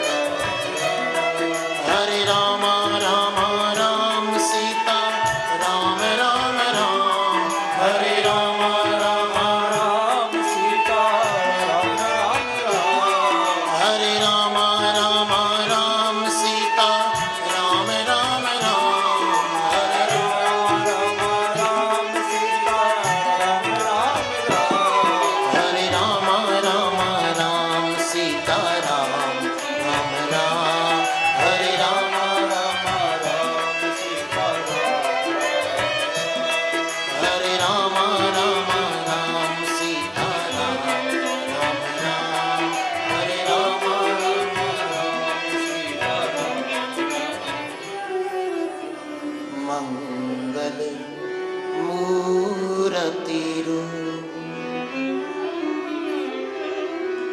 राम लखन सीता सहित हृदय वसहु सुख। राधे कृष्ण राधे कृष्ण कृष्ण कृष्ण राधे राधे श्याम राधे श्याम श्याम श्याम राधे। बोली श्री चित्तचोर लाल की जय हो। श्री वृंदावन बिहारी लाल की जय हो। श्री विपिन बिहारी लाल की जय हो। महात्म्य की चर्चा करते हुए आज की कथा यहाँ विराम ले रही है।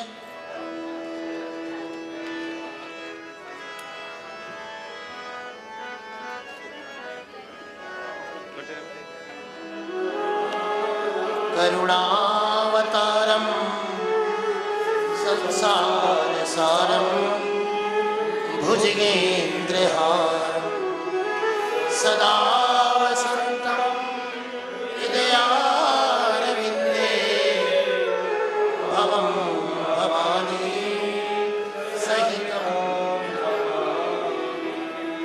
श्री भागवत भगवान की है आरती, भागवत भगवान की है आरती।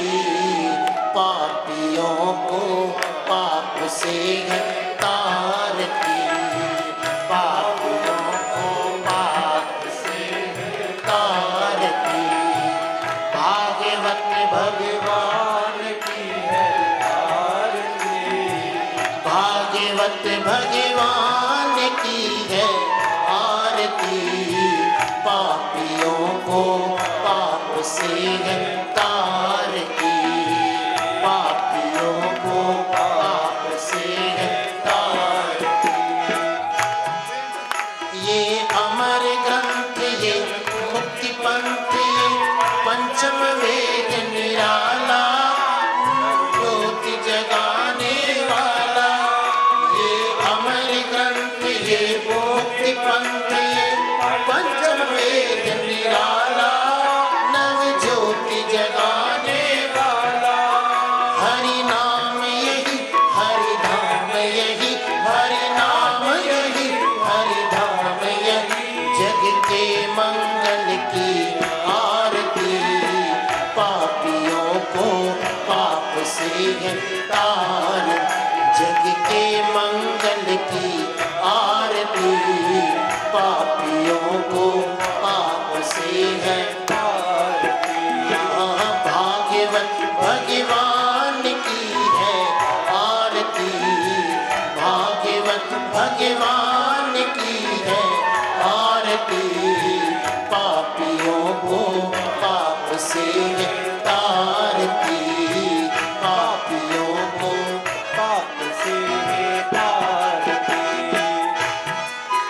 ये शांति गीत पावन पुनीत पापों को मिटाने वाला, हरि दर्श कराने वाला।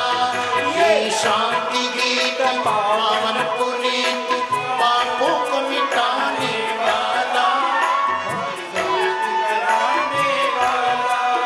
ये सुख करनी ये दुख हरने, ये सुख करनी ये दुख हरने। ये सुख करनी ये दुख हरनी, ये सुख करनी ये दुख हरनी। जग के मंगल की आरती, पापियों को पाप से है तार।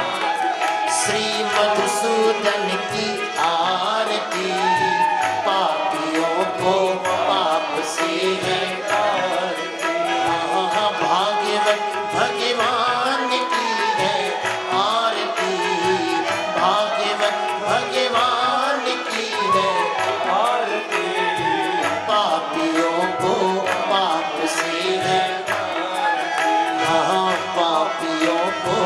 पाप से है तारती।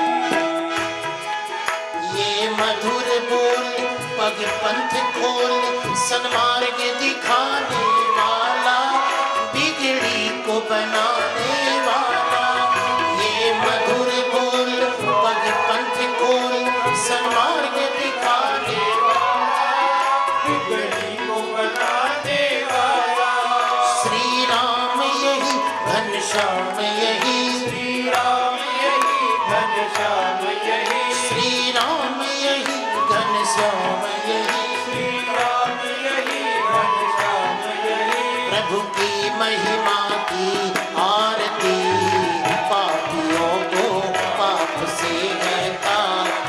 प्रभु की महिमा की आरती पापियों को पाप से है तारती। हाँ, भाग्यवत भगवान की है आरती पापियों को पाप से है तार। हाँ, भाग्यवत भगवान की है आरती पापियों को पाप से है तारती।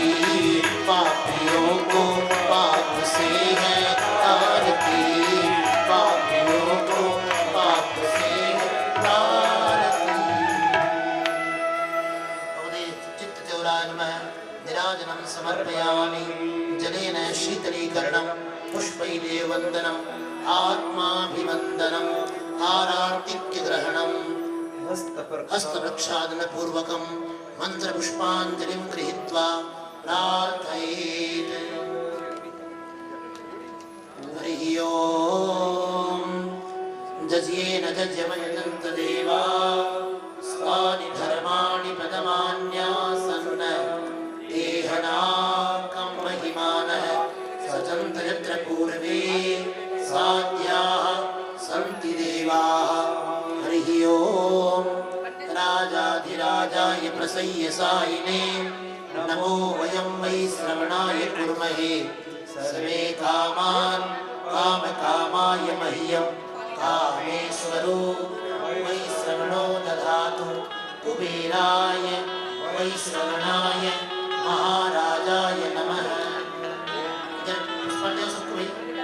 तुलसी दलमञ्जरीभिः त्वां पूजयामि जगदीश्वर मे प्रसीद। नानासुगन्धिपुष्पाणि यथा कालोद्भवानि च पुष्पाञ्जलिर्मया दत्ता गृहाण परमेश्वर। त्वमेव माता च पिता त्वमेव त्वमेव बन्धुश्च सखा त्वमेव विद्या जगनं त्वमेव त्वमेव सर्वं मम देव देव। पापोऽहं पापकर्माहं पापात्मा पापसम्भव। त्राहि मां पुण्डरीकाक्ष सर्वपापहरो हरि। व्यास महाराज की जय। सभी आए हुए मेहमानों से निवेदन भोजन प्रसाद ग्रहण करके ही जाए। आप इस भाव को समझे कि जब भोजन प्रसाद में बन रहा था तब भागवत की कथा हो रही थी। ये जो भोजन प्रसाद बना है इसमें भागवत कथा का